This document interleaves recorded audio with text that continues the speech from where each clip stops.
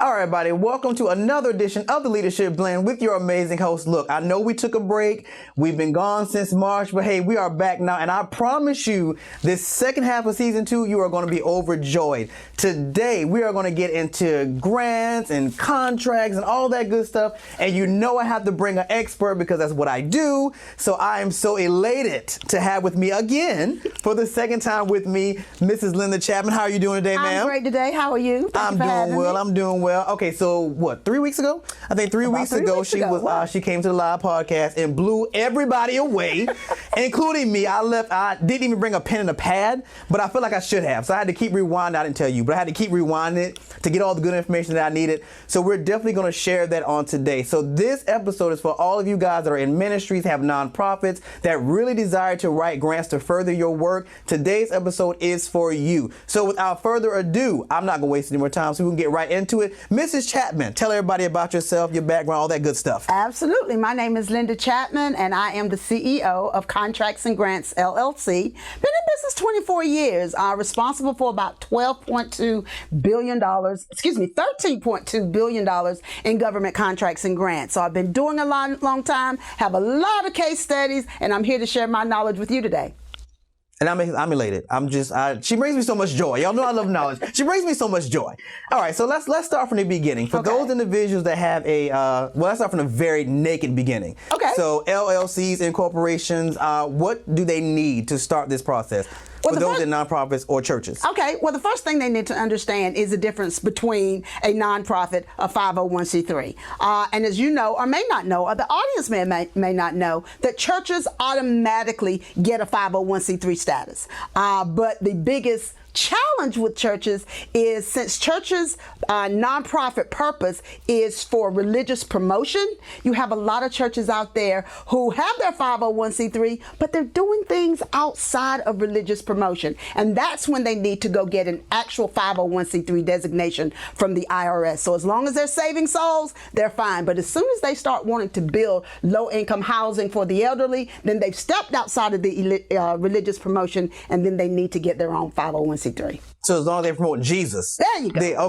That's well, it don't have to be Jesus. It could be whoever their religious person or thing is, but they do have that designation of religious promotion, and everything that you do needs to be furthering that purpose. Okay, so what is 501c3 for those that do not know? 501c3 is a IRS designation that allows tax exempt status for a nonprofit organization. So as a nonprofit, which is state governed, you don't necessarily have that code that you have to deal with, which is a lot of things. And we'll talk a little bit about it later, because right now everybody's into getting people to vote. There's, as a 501c3, you have to be nonpartisan. It means, you can invite people into your organization, but you can't tell them who to vote for. You can't push a particular candidate, but you can talk about voter drives. And so that's one of the benefits of having a 501c3, of course, is the tax exempt status. But some of the regulatory things sometimes make you say, okay, well, you know what? Do I want to be a 501c3 just promoting religious promotion and I want to stay out of the other things? Or do I really want to go full-fledged and have the ability to operate under all charitable purposes, which could be homelessness shelters and anything else outside of religious promotion? Okay, so tax exempt gives you the reason to be able to people to write it off. That is correct. So that's what they want, but you'll need 501c3 to do that. And of course, to be able to be tax exempt yourself. So in other words, for you not to be able to pay taxes. So that's like when we go to the grocery store and you're buying stuff for the ministry, you don't want to pay taxes. There you go. Okay. When you go to Home Depot or whatever, they'll ask you for your tax exempt certificate or letter. So yeah, that's what that's for. All right, so if I already have all these things, and I'm saying, okay, I think I'm ready to start work on this grant, where should my headspace be? Where should I be head-wise? The very first place you need to be is have a program abstract. That is the number one tool. Project abstract is a program, is per program. And so a church may have, a 501c3 may have a variety of programs. So when you have a project abstract, you're taking each program and you're talking about it in summary, so that the person that you're giving funding source, the person that you want funding from, you're focused on what their objective is, not yours. So your project abstract should be about your program, not about your about your organization. Okay, and you need to do that one for each program that you're trying to create. That is correct. Okay. And that you do, because everybody, the person who's funding childcare might not be funding homelessness. And how long should it be? It should be no more than a page and a half. No more than a page. I like for one pagers. So like the 5 W's, who, what, when, why, where. Pretty much. Is pretty much what you want to put in those things. That's exactly right. And the objectives and all that good stuff. So we'll get into that a little bit. All right. Here we go.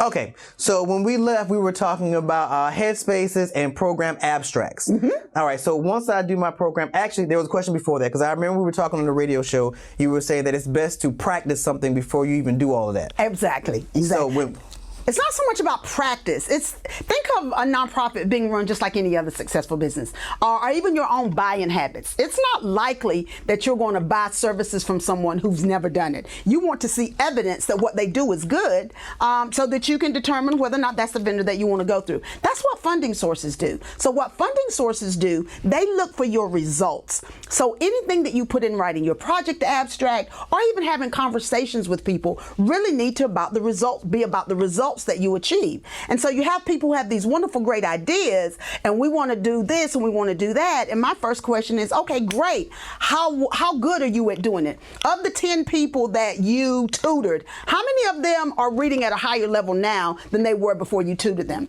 If you're talking about giving people financial literacy planning, all right, you met with or trained 12 kids. That's great. But what is the difference between what they were doing when you first met them and didn't train them and now? Maybe it's they now have a bank account, or maybe now they understand how to read the stocks and bonds. So you've always must have results to be able to prove that what you are doing works. That way a funding source is more likely to give you funding to do more of what you've already demonstrated you do well. Okay, so there were some other things that people should already have done, like budgets, things of that magnitude. Right. So, of course, it's easier to do it if you've already been doing it and to say, I need more money to expand this program versus, and we talk about fictitious numbers. And what was your words about fictitious numbers? Like if I've never done a budget and I'm trying to do this after school program and I'm trying to create a budget. Okay, first of all, you need to understand your unit cost. If you haven't drilled down what your unit cost is, you have no idea. You're pulling it out of the air. You've got to be able to substantiate your budget. That's another piece of evidence that lets me know you've never done it before. Because if you've never done it before, then of course you don't know what it's going to cost. But if you've done it before, you know exactly how much it's going to cost. So being able to get your budget drilled down sometimes is just making certain assumptions. But as part of your abstract, remember there's going to be certain key points that the funding source is going to look for. They're going to look for your objectives. They're going to look for your outcomes. They're going to look at how much it's going to cost. They're going to look at how long it's going to take. Is this a 6-month program? Is this a 12-month program? So all of those things are answered in the project abstract. But most importantly, the reason that your project abstract, at least the cover letter, should address the objectives of the funding source is because if your objective of what it is that you want to do doesn't meet the objectives of the funding source, then you should not even send them a letter. So you need to make sure that you do some research before you even send your project abstract to a funding source, because you want to align their objectives with your objectives and make a case to them as to why your program is best suited for them to fund. Okay. All right. So with the program abstracts, I'm trying to think. So if we've already done the research, you're looking for, so let's say I have a program. I think we did pregnancy. Okay. Let's say we have a pregnancy prevention program. Okay. And the goal is to not girls get pregnant. Okay. So what would our outcomes look like? How would we measure something like that? Okay, perfect. I'm glad you asked. First of all, let's just say that there's a zip code 12345. Okay. And in that zip code, 90% of the young ladies between the ages of 16 and 19 get pregnant prior to marriage. Okay, what teenage pregnancies. Okay, so if they get into if that's a zip code that is high for teenage pregnancies, and you get 10 young ladies, and 6 months later you can demonstrate that none of the people in your program got pregnant or are pregnant over a period of time, then that shows that your program is working, because now you've reduced teenage pregnancies in a zip code that said this is more likely that these young ladies will become pregnant as a teenager. Okay. And you consider that definitively that comes from the program. Exactly. That's what you're proving. So you have to give them the training, and then you follow them, say, for 6 months, so that in 9 months, there's your data. You have your data that says, hey, after 6 months, these girls are still not pregnant. Now, you tell that to someone who may be Planned Parenthood. Maybe they give funding for people that want to reduce teenage pregnancies. Okay, you take that to them, sell it to them as a program, and voila, there's your money, or any other funding source. Because as you know, I talk about doing business with nonprofits as well. Okay. So you want to make sure when you do your program abstract, you want to have the objective, you want to have some kind of rubric by which to be able to measure outcomes. Because I think that's the part people really forget. They don't measure outcomes, or there's no rubric to be able to say, correct, this is how my program is going to be executed. This is the outcomes of the program. That is correct. Okay, good deal, good deal.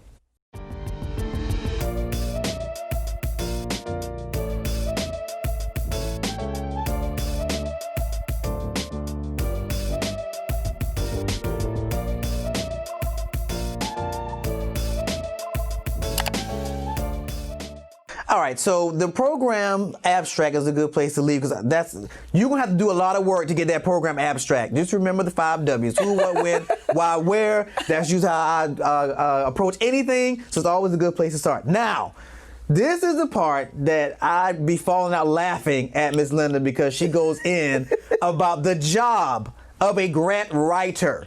So let's get into that. What is the job of a grant? What is supposed to be the job of a grant writer? The job of a grant writer is supposed to take your project abstract and other material that you have, and to create a responsive, relevant, and compliance response to a grant proposal. That's what they're supposed to do. What they're not supposed to do is create your program. Many people go to a program or go to a grant writer without a project abstract and think she's going to create the whole program of how they're going to save, the people from teenage pregnancy. She doesn't know anything about teenage pregnancies. She knows how to write a proposal. So that, and for those of you who think that grant writers can be paid out of the proceeds of a grant, that is, you're already starting off, you're cheating. That the government does not. That you're out of regulations. You are non-compliant. There is a code inside of cost principles, which I teach, by the way, to the largest grant-making agency in the government, which is HHS. I teach the grant managers how to issue grants and how to maintain grants. So I'm hearing from them why you guys aren't getting funded. And a lot of it is because you send your work in and you see that you paid your grant writer out of contingency funds, and that is not allowed. That is what is called an unallowable cost. So if you guys are going to get into grant funding and using grant writers, please make sure you understand what the allowable and unallowable costs are for grants. But a grant writer is there to make your existing content relevant, compliant, and responsive to the grant. That is their sole purpose. Isn't there a word for that? That you used the word last time for doing that. For doing, or maybe you said it was wrong. Oh, it's called contingency fee. Okay, it's called a contingency fee, and you can't have a contingency fee for a grant writer.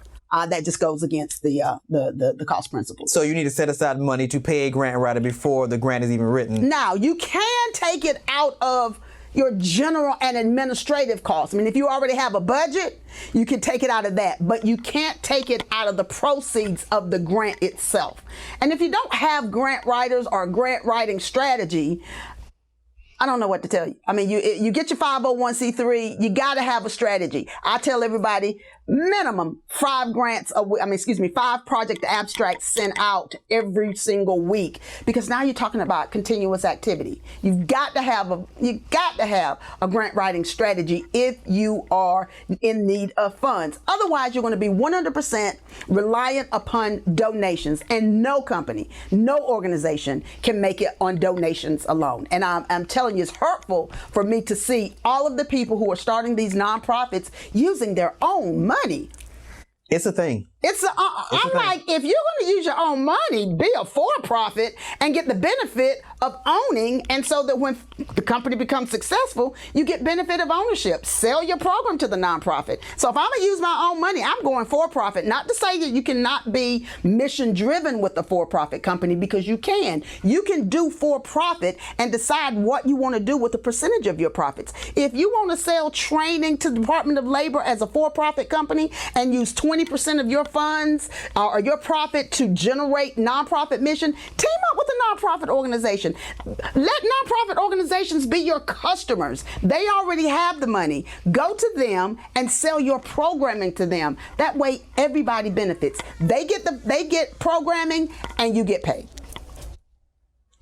You said a lot in that. You said a lot in that mouthful. You said a lot in that mouthful. I'm trying to figure out how to unpack all that. You said a lot in that mouthful. I'm trying to figure out how to unpack all that. All right. See, she's just that good.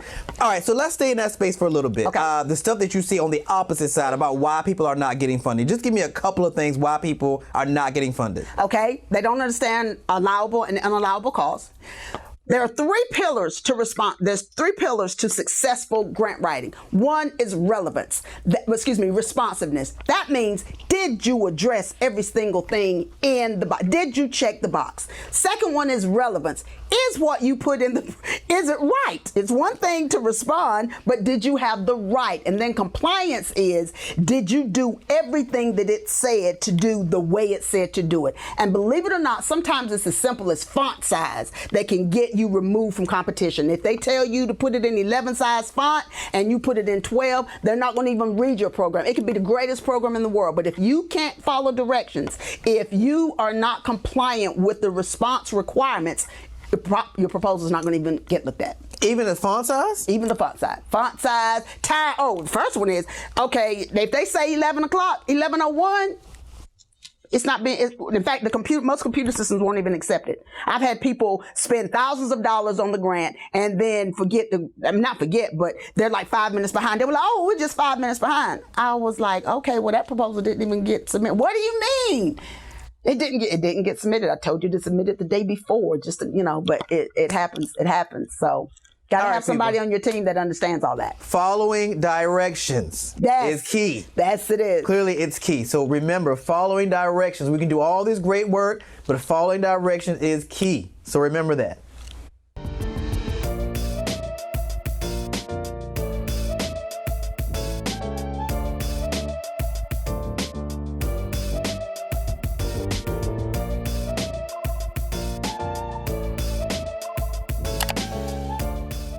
Okay, so y'all know we have 3 segments, so that was the third. So you have more than enough to feast off. I have more than enough to feast on yet again from Mrs. Chatmon. All right, so in this last segment, let's talk about the process itself. Looking up the grant, what should you, all that good stuff. So where we start, like what sites should they go to, stuff of that nature? Okay, there's the foundationgrants.org, there's Grants Watch, there's grants.gov. They have a lot of them. But I think one of the things that we have to make clear is that when you start looking for grants, you should create a set of criteria of what you're looking for. Otherwise, you're going to be all over the place. You're going to see something like, oh gosh, oh there. So what you do is you get maybe 5 areas that are the most important to you, and you put a metric to it. You put you weight it with value. Say out of 100 points, 30 points for if it's a grant over $250,000. Another 20 points if maybe it's in your geographical area. Another one if it's number one, it should be in what it is you are looking to get funded. That's the first thing. It should probably give that 20 points. But just think of 5 areas. And that way, if it scores 70 or greater, it's something you would consider going after. If not, then of course, not to even open that. So many people get so frustrated because there's so much data, there's so much stuff to review, that if you won't find a way to vet it and narrow it down, you're going to be all over the place. You're going to look up after a week and you're going to be like, oh, and you're going to look and you have a pile of stuff and nothing would have gotten completed. So I tell everybody, break things down into bite-sized pieces. Maybe day 1, you go out and research. Maybe day 2, you vet. Maybe day 3, then you start sending out project abstracts. Don't try to do it all in one day. All right, so let's do, because I like to give people examples. So let's go back to the pregnancy example. Okay. So how would I do that? Let's say. Okay, you would go to, let's just say Foundation Center is where the grants are that all the foundations give, like, you know, the large corporations where they give their grants. You don't see government grants there. You see government grants in grantswatch.com and grants.gov. But for your, you know, $100,000 or $20,000 here, $50,000 here, what you're going to do is you're going to go and you're going to put in, what did you call it? Teenage pregnancy. Well, it's going to bring up all of the areas or all of the funders that fund teenage pregnancies, okay? That might be 5,000 people, all right? Then you might say, of the people that you might say, okay, then you might want to add Georgia. And then after you add Georgia, you might want to say, let's see, what was the amount that they was it greater than $1,000? Now maybe that subset is around about 1,000, and that's okay. You want to take the top 10. And you want to do research. You want to go out and look, because they will tell you who they gave the money to, which is important. Because if you're doing business with nonprofits, if you're a for-profit organization or another nonprofit organization and you want to sell your program, there's a list of everybody who got funding from that funding source. That becomes your marketing. So you put that aside. Then you look at it and then you pull it out and you go like, oh, okay. Well, one thing you need to know about research is that a company that funded a similar program within a 100-mile radius is less likely to fund your program for the exact same thing. So make sure that people, because there's like 500,000 nonprofits organization within a 50-mile radius, okay? So you want to make sure that who is funding has not already funded that effort. Once you whittle down that list to a good 10 or 12 or how many ever, and even if it's 100, do 10 a week. 10 a week. So you want to make sure that you have continuous activity. You don't want to submit one grant and wait and see if you're going to get it. You just keep doing it. Just every week, submission. So that is the best way to do your grant research and your grant writing, again, in bite-sized pieces. Okay, so each one that you find is going to have a criteria that they're looking for. That is correct. And you should match yours up with theirs. Like, what's an example? An like, objective, if Salvation Army says our objective is to take individuals with disabilities and get them jobs, guess what? If you have a job training center that specializes with people in disabilities, your objectives align.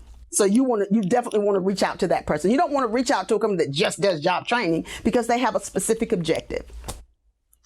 Okay. Just want to make sure, see how much out the box we need to think about. Okay. You know, I'm trying to get you out their boxes and all that good stuff. All right. So, any words of wisdom you want to give in our final wrap up? Any thoughts you want to give? Words of wisdom is follow me, of course. Words of wisdom, follow me first. We'll give you a last nuggets, and then I'll give you okay, well, last nuggets is research. Grant research is as important as grant writing. Make sure you use your board members. Make sure you use your volunteers. But at the end of the day, you should have some level of consistent activity. If you can only do one a week, do one a week. But there should be some consistent activity if you want to start getting funded instead of just getting donations.